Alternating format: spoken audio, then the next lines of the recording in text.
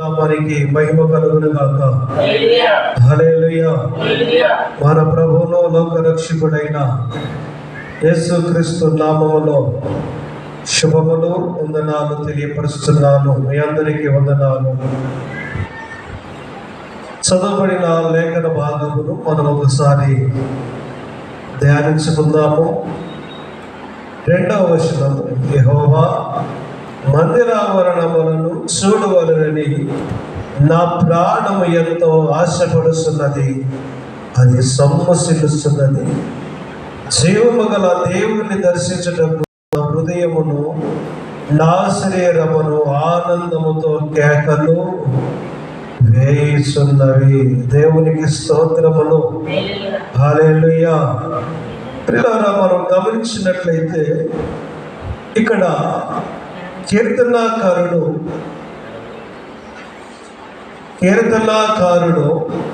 ఇక్కడ మనకు తేటగా తెలియపరుస్తున్నటువంటి మాటలు జ్ఞాపకం చేసుకుందాము. జాగ్రత్తగా ఆలకించండి.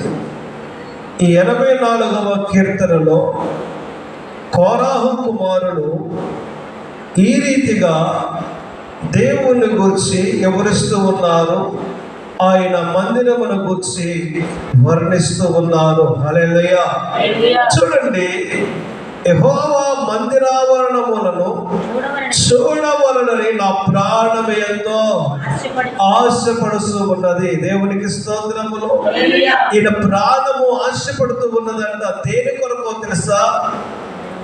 రంగులు లోకాన్ని చూడాలని ఆశపడతలేదు, పెద్ద పెద్ద పట్టణాలు చూడాలని ఆశపడతలేదు, మంచి మంచి భవనాలు చూడాలని ఆశపడతలేదు, పెద్ద పెద్ద రాష్ట్రాలు చూడాలని ఆశపడతలేదు, కానీ దేశాలు చూడాలని ఆశపడతలేదు. కానీ ఈయన ఏమి ఆశపడుతూ ఉన్నాడు అంటే, యెహోవా మందిరావరణములను చూడవలనని. దేని చూడాలని? దేవుని మందిరం యొక్క ఆవరణములను చూడాలని ఆయన ప్రాణమంట ఆశపడుతూ ఉన్నదంట. ఈనాడు దేవుని సంగమా, మనము కూడా మన జీవితములో ఒక ఆశ కలిగి ఉండాలి. ఏంటి ఆశ? దేవుని మందిరములో నేను కనబడాలి, దేవుని సన్నిధిలో నేను ఉండాలి. ఈనాడు కోరాహు కుమారులు కూడా అదే చెప్తూ ఉన్నారు. యెహోవా మందిరావరణములను చూడవలనని నా ప్రాణము ఎంతో ఆశపడుతూ ఉన్నది. ప్రాణం అంట దేని కొరకు ఆశపడుతుంది? దేవుని మందిరమును చూడాలని. కొన్ని ప్రాణాలు ఆశపడుతూ ఉంటాయి. దేని కొరకు? అది తినాలి, ఇది తినాలి, అది చేయాలి, ఇది చేయాలని కొన్ని ప్రాణాలకు చాలా ఆశలు ఉంటాయి. అది కట్టాలి, ఇది కట్టాలి, ఇలా చేయాలి, అలా చేయాలని ఎన్నెన్నో ఆశలు పెట్టుకుంటా ఉంటారు. కానీ ఈయన ఆశ అంతా కూడా తెలుసండి, దేవుని మందిరము. ఎందుకు దేవుని మందిరాన్ని ఆయన ఆశపడుతూ ఉన్నాడంటే, దేవుని మందిరాన్ని అంతగా ప్రేమిస్తూ ఉన్నాడంటే, ఆయన అంటాడు నీ సన్నిధిని ప్రేమించేవారు ధన్యులు. ఎవరంట వారు? ధన్యులంట. దేవుని సన్నిధిని ప్రేమించేవారు ధన్యులు. ఈ లోకములో మనము చాలాసార్లు కొంతమంది చేత పొగడబడాలని కూడా కొన్నిసార్లు ప్రయత్నం చేస్తూ ఉంటాము. ఏదన్నా కాస్త మంచి పని చేసినప్పుడు వారు నన్ను పొగడాలని చాలా మంది ఆశపడుతూ ఉంటారు. కానీ ఈయన ఆశ ఏంటో తెలుసా? దేవుని మందిరాన్ని చూడాలని, దేవుని మందిరములో గడపాలని, దేవుని సన్నిధిలో ప్రార్థన చేయాలని ఈయన ఆశ. అందుకే అంటాడు, యెహోవా మందిరావరణములను చూడవలనని నా ప్రాణము ఎంతో ఆశపడుతున్నది, అది సొమ్మసిల్లుతున్నది. హల్లెలూయా. సొమ్మసిల్లుతూ ఉన్నదంట. దేని కొరకు ఇంత ఆశ, దేని కొరకు సొమ్మసిల్లిపోతున్నాడంటే దేవుని మందిరములోనికి వెళ్ళాలి, దేవుని మందిరములో నేను గడపాలి, దేవుణ్ణి నేను ఆరాధించాలి, నా ప్రభువును కలుసుకోవాలి. అక్కడ కింద కూడా జీవము గల దేవుణ్ణి దర్శించడానికి, చూసారండి, దేవుణ్ణి దర్శించడానికంట ఆయన ఆశపడింది. దేవుణ్ణి ఆరాధించడానికంట ఆయన ఆశపడి ఉన్నది. ఏంటి ఈయనకున్న ఆశ అంటే, మొట్టమొదటిగా దేవుని ఆవరణంలోనికి వెళ్ళాలి, రెండవది దేవుని మందిరంలోనికి వెళ్ళాలి, మూడవది దేవుణ్ణి దర్శించాలి, ఆయన చూడాలి, దేవుని చూడాలి, ఆయన మందిరాన్ని చూడాలి, యేసయ్యను ఆరాధించాలి. ఈ నాశక తెలుసండి, జీవము గల దేవుని దర్శించాలని ఆశపడుతూ ఉన్నాడు.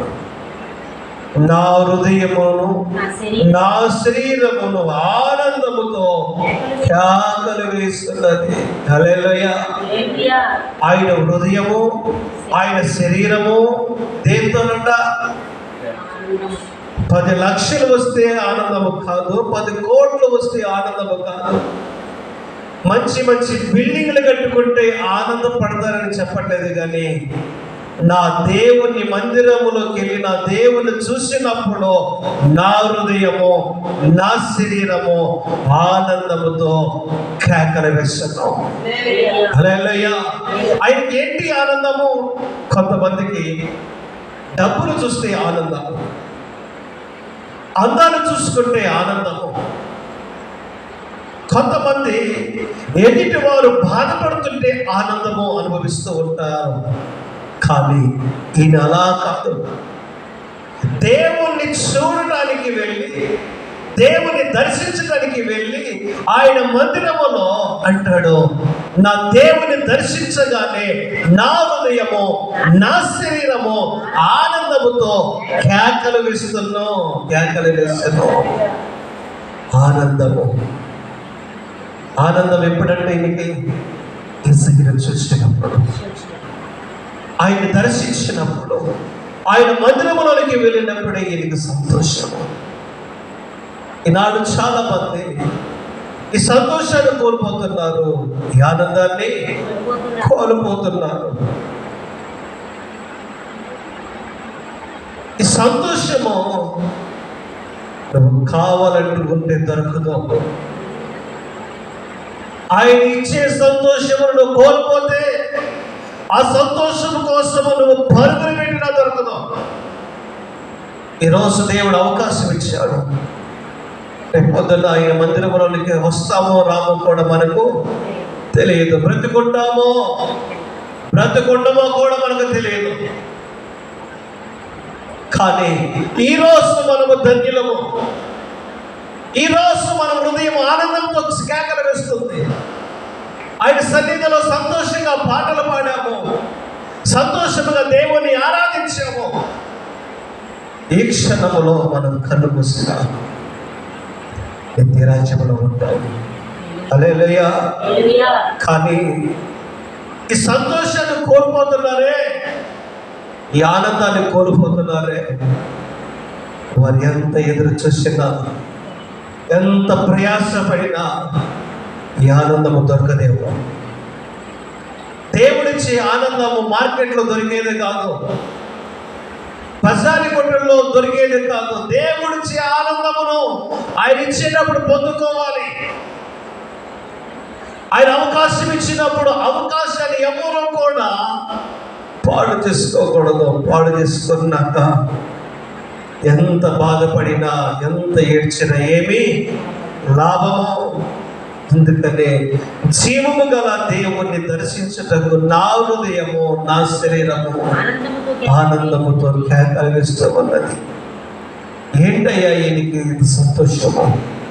ఏంటయ్యా ఈయనకి ఇంత ఆనందం అంటే, దేవుని సన్నిధికి వెళ్ళటమే ఆనందము, యేసయ్యతో మాట్లాడటమే నీకు సంతోషము, యేసయ్యతో గడపటమే నీకు ఆనందము.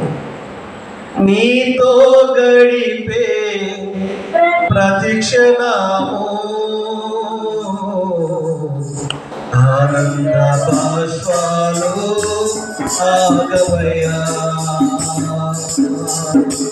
నీతో గడిపే ప్రతి క్షణము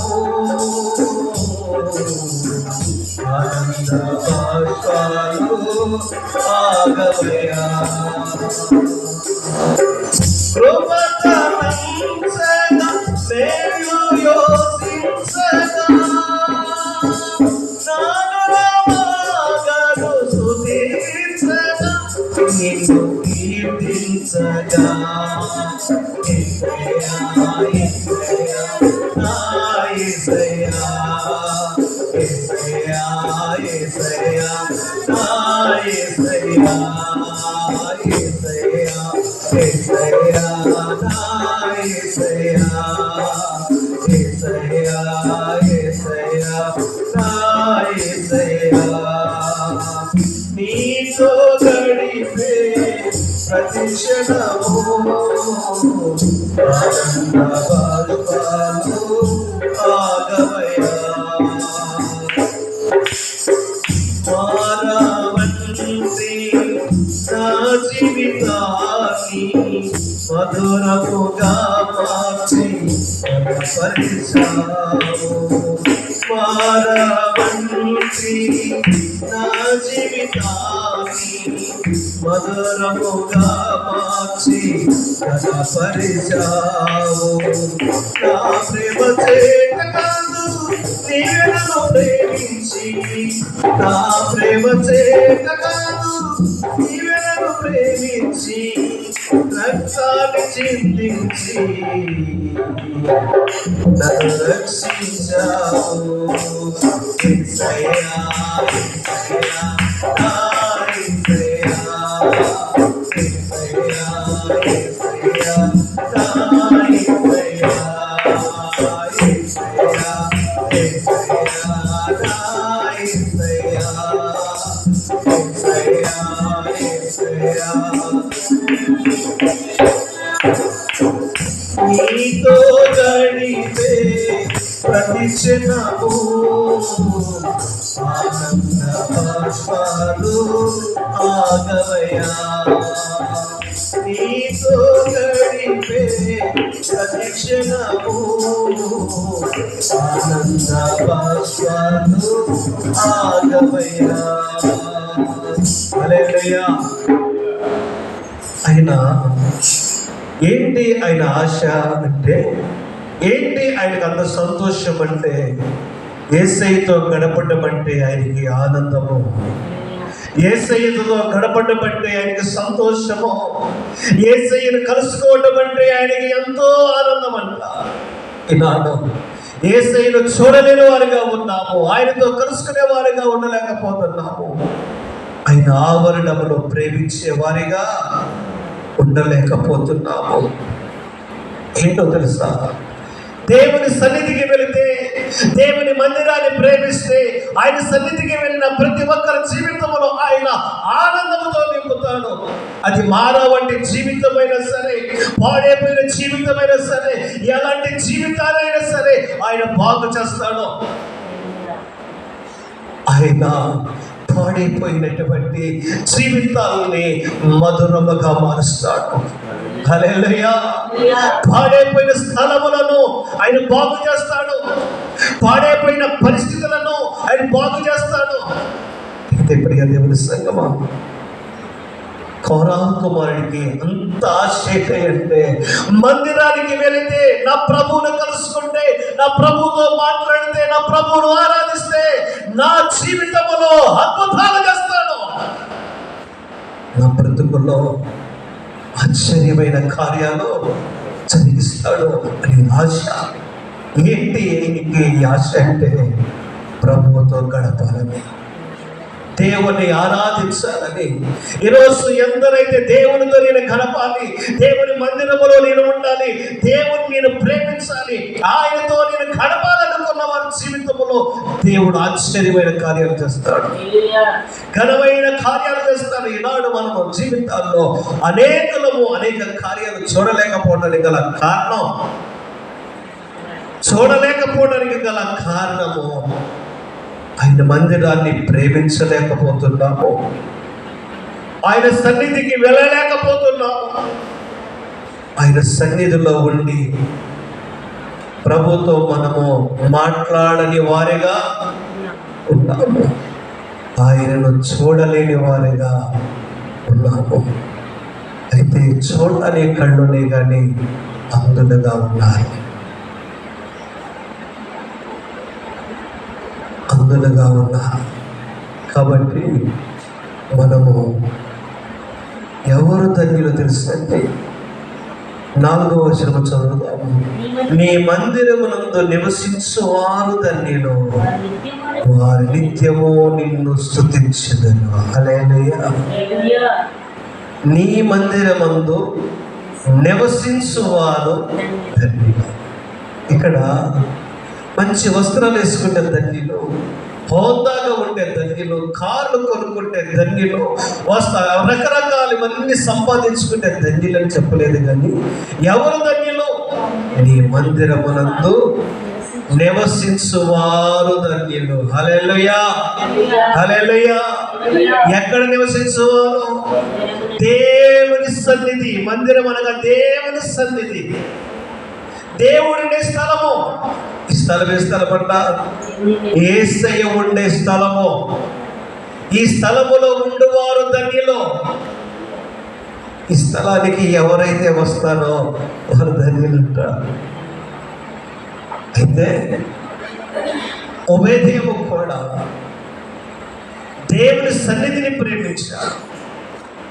దేవుని సన్నిధిని ప్రేమించి దేవుని సన్నిధిని తన ఇల్లును దేవుని సన్నిధిగా మార్చుకుంటే ఒబేదేము ఎంతగా ఆశీర్వదించబడ్డాడో.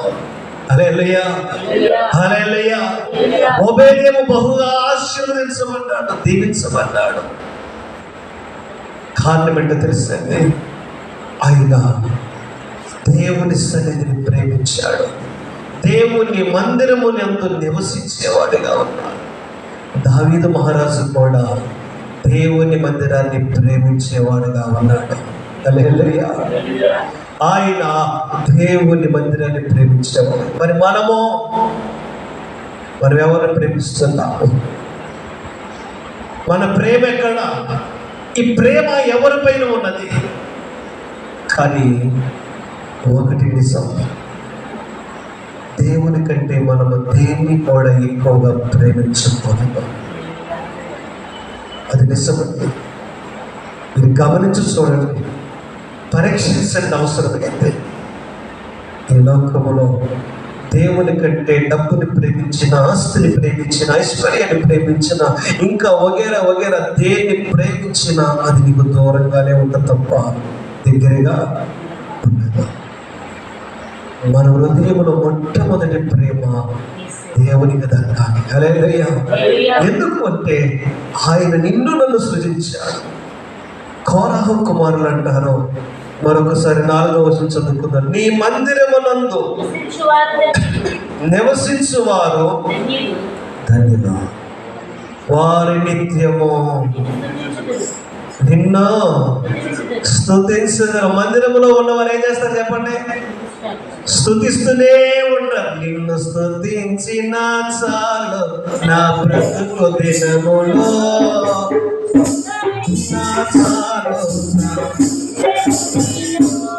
నిన్ను స్తుతించిన చాలు నా బ్రతుకు దినములో, నిన్ను పొగడిన చాలు. ఉన్నా లేకున్నా నా స్థితి కసలే, ఉన్నా లేకున్నా నీ సన్నిధిలో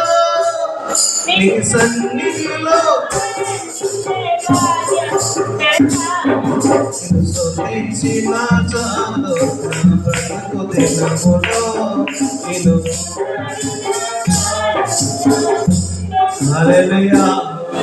మనమంట దేవుణ్ణి స్తుతిస్తుంటే, దేవుణ్ణి ఆరాధిస్తుంటే, దేవుణ్ణి కనపరుస్తుంటే, పాటల ద్వారా దేవుణ్ణి మనము హెచ్చిస్తుంటే ఆయనంట ఎంతగానో ఉప్పొంగిపోతాడంట, ఎంతగానో ఆనందిస్తాడంట.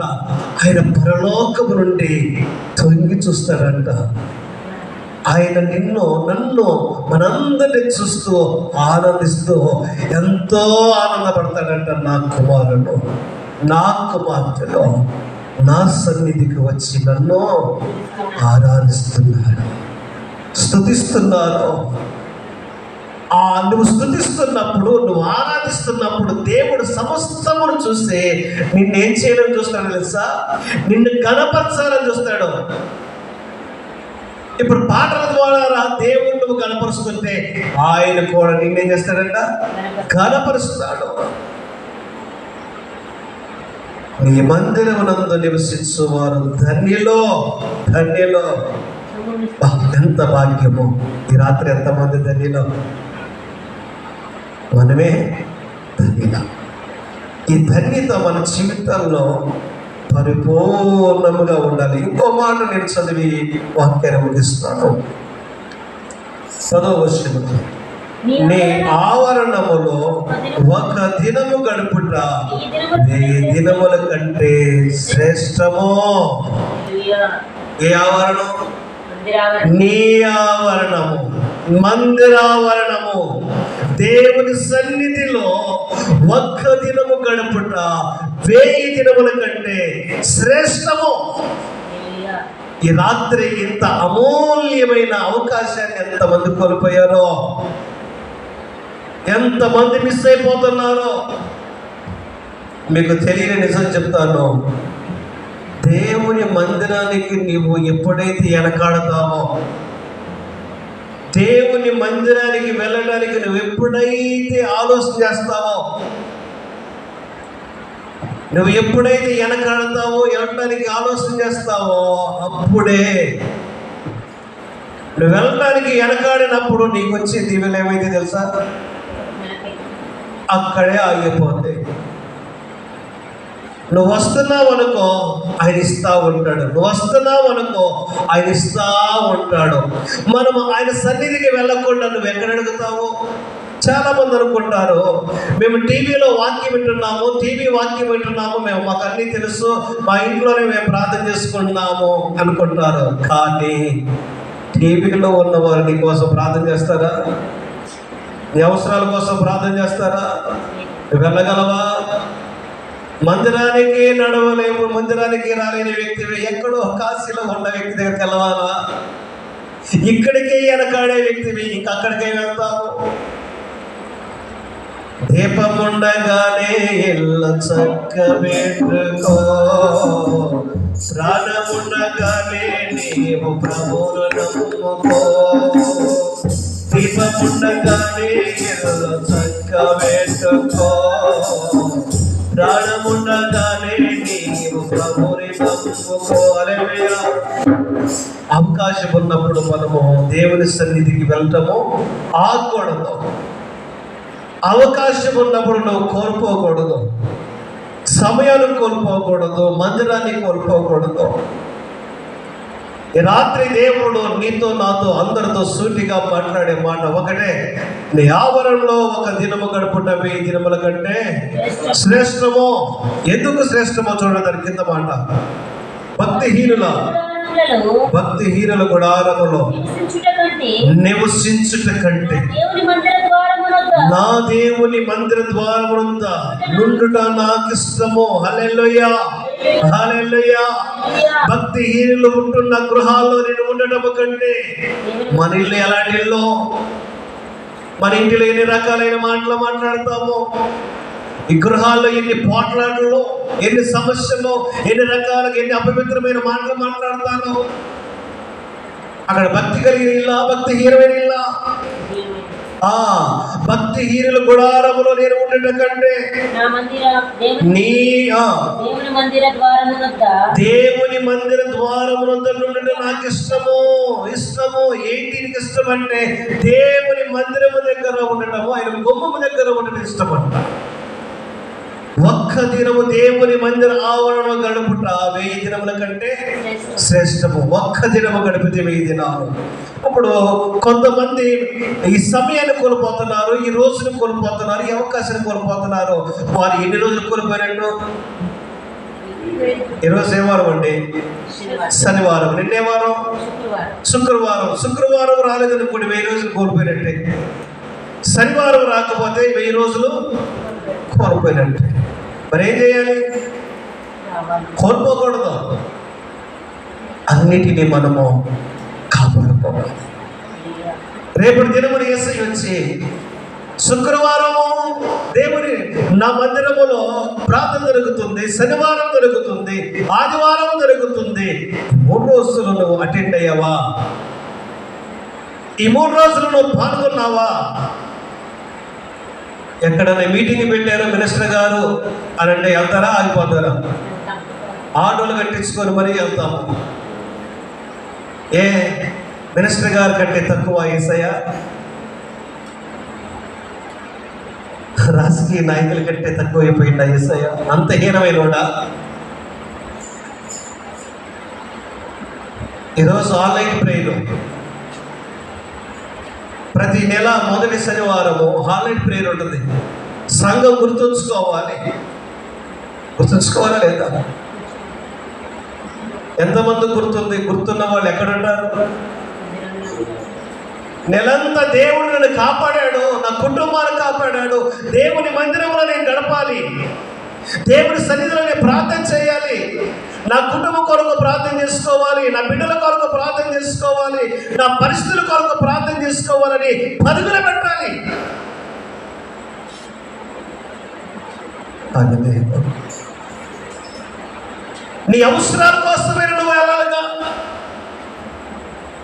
నీ పరిస్థితిని మార్చుకోవడం కోసమే దేవుని దగ్గరికి వెళ్ళి పాదాలు పట్టుకోవాలిగా. నీకున్న సమస్యలు పోగొట్టుకోవడం కోసమే వెళ్ళాలిగా.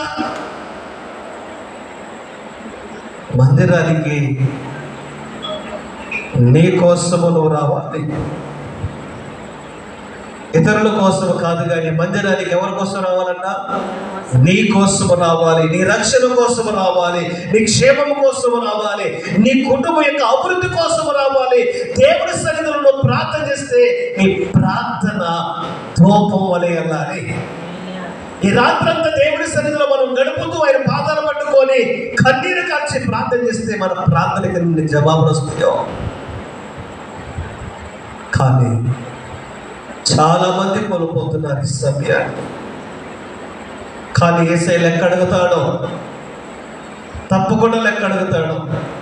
స్కూల్కి పిల్లోడు రాకపోతే మాస్టర్ అడగడా ఎందుకు నువ్వు రాలేదు అని? స్కూల్లో సరిగ్గా వెళ్ళి చదువుకోకపోతే మార్కులు ఎవరికి వస్తాయి? కరెక్ట్గా వెళ్ళి చదువుకున్న వాళ్ళకి ఏమొస్తాయి చెప్పండి? మార్కులు వస్తాయి, పాస్ అవుతారు. కరెక్ట్గా స్కూల్కి వెళ్ళకుండా చదువుకోకుండా నాకు మార్కులు రావాలంటే వస్తాయా? రేపు పొద్దున్న ఎగ్జామ్ రాసినప్పుడు వీళ్ళు ఏమవుతారంటే ఫెయిల్ అయిపోతారు. యేసుక్రీస్తు ప్రభు దగ్గర కూడా రేపు దినమున ఈ లోకాన్ని మనం విడిచిపెట్టి వెళ్ళి ఆయన పాదాల దగ్గర నిలబడినప్పుడు అప్పుడు కూడా మనం కోల్పోతాం. ఏం కోల్పోతామో తెలుసా? నిత్య జీవం కోల్పోతామండి. ఆ రోజు నువ్వు చెప్పొచ్చు ఎందుకు రాలేదు అని అడిగితే ఏదో చెప్తున్నావు, తెలిసినాక మనం ఏం చెప్తున్నావో. ఇదిగో ఆ రాత్రి నువ్వేం చేస్తున్నావో చూడు అని చూపిస్తాడు స్క్రీన్ మీద. నువ్వేం చేస్తున్నావో చూడు. 8 గంటల నుండి 10 గంటల వరకు నా మందిరంలో ఆరాధన జరుగుతుంటే నువ్వు రాకుండా ఇదిగో ఈ టైంలో నువ్వేం చేస్తున్నావో చూడు అని చూపిస్తాడు. ఇది నిజం. అది చూపించినప్పుడు అప్పుడు చూసి నువ్వు రొమ్ములు కొట్టుకుంటే, రొమ్ములు బాదుకుంటే ఉపయోగం ఉండదు. దీపం ఉండగానే ఏం చేయాలంట? ఒక ఊరు వెళ్ళాలంటే నువ్వు వెళ్ళిపోతావు, ఒక ప్రోగ్రాంకి వెళ్ళాలంటే వెళ్ళిపోతావు, ఒక పక్షికి వెళ్ళాలంటే వెళ్ళిపోతావు. మందిరానికి రాలేము, మందిరంలో గడపలేము. ఈ మందిరము ఎవరి కోసం దేవుడు కట్టాడు? ఈ మందిరములో ఎవరు ప్రార్థన చేసుకోవాలి? ఆదివారం ఒక్కరోజేనా దేవుడికి చెందిరి? శుక్రవారము ఉపవాస ప్రార్థన, శనివారము విజ్ఞాపన ప్రార్థన, ఆదివారము ప్రభు ఆరాధన. శుక్రవారం కోల్పోతున్నాము, శనివారం కోల్పోతున్నాము, ఆదివారము కూడా పాటలైపోతే అప్పుడు వస్తాము. మనం వెళ్ళాలంటే టైం ప్రకారం వెళ్ళిపోతున్నాం. మందిరానికి రావాలంటే టైం ప్రకారంగా రాము. ఏమిస్తాడు దేవుడు? ఏమీ ఇవ్వడు. కానీ గుర్తుంచుకోండి, మనం బ్రతుకున్నామంటే ఆయన కృప. మనం ఈరోజు సజీవులుగా ఉన్నామంటే దేవుని కృప. ఒక పక్కన భయంకరమైన సమస్యలతో అనేక మంది కృంగిపోతున్నారు, కోల్పోతున్నారు, ప్రాణాలను పోగొట్టుకుని ఉన్నారు. కానీ సజీవులుగా ఉన్నామంటే దేవుని కృపలో ఉన్నాము. ఈరోజు నీకేమి తెలియదు, ఏ కొరత లేకుండా దేవుడు ఇస్తుంటే ఏమి అర్థం కావట్లా. కొరతలో మొదలయ్యేంటే ఎవరు వచ్చి నేను కాపాడలేరు. అన్నిటికి సమయం ఉంది కానీ ప్రార్థనకు సమయము లేదు. కాబట్టి ఆయన అంటాడు, నీ మందిర ఆవరణముల ఒక్క దినము గడుపుటా 1000 దినముల కంటే శ్రేష్టమయ్యా. భక్తిహీనుల గుడారములో నేను నివసించుట కంటే నీ మందిర ద్వారములంతా నివసించుట నాకెంతో ఇష్టం ఇష్టం ఇష్టం ఎంతో ఇష్టమంట. ఏంటి ఆయనకి ఇష్టం అంటే యేసయ్య మందిరం యొక్క గుమ్మం దగ్గర నిలబడుతూ ఇష్టమంట. భక్తిహీనుల గుడారములో ఉండి అస్తమానం ఆ మాటలు ఈ మాటలు కొని హృదయాలు గాయపడుతుందంటే దేవుని మందిర ఆవరణలోకి వెళ్ళి ఆయన గుమ్మం దగ్గర నుంచొని మోకాళ్ళేసి, ప్రభువా ఈ రోజు నన్ను కాపాడేందుకు వందనాలయ్యా, నాకు ఇచ్చిన ఆరోగ్యాన్ని బట్టి వందనాలయ్యా, నా బిడ్డలను కాపాడావు, నా కుటుంబాన్ని కాపాడావు, నా తల్లిదండ్రులను, నా భార్య బిడ్డలను అందరినీ కాపాడావయ్యా, కొందనాలు. ప్రతి విధమైన సమస్యల నుండి మమ్మల్ని విడిపించావయ్యా, ఈ కొందనాలు అని చెప్పుకుంటే ఎంత మేలు. భక్తిహీనుల గుడారములో ఉండి, అమ్మో నాయనో, భక్తిహీనుల గుడారం అంటే ఎంత భయంకరంగా ఉందో తెలుసండి. ఆ భక్తిహీనుల గుడారంలో అష్టోదు భాష, అపవిత్రమైన మాటలు. కనీసము అపవిత్రమైన మాటలకైనా దూరంగా ఉండాలని ఆయన అంటాడు. భక్తిహీనుల గుడారంలో నేను నా యేసయ్య మందిర ద్వారములైతే నేనంట. హల్లెలూయా. ఈ రాత్రి మనం కూడా ఆయన పాదాల యొద్దకు వచ్చాము, ఆయన సన్నిధిలో గడుపుదాము, ఆయన ఆరాధించుదాము. కోరాహు కుమారులు వలె మనము కూడా యేసయ్యను ఆరాధించుదాము.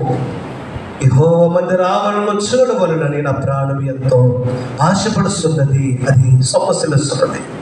జీవము గల దేవుని సన్నిధిని, దేవుని దర్శించుటకు నా హృదయమును నా శరీరమును ఆనందముతో కేకలు వేస్తున్నవి.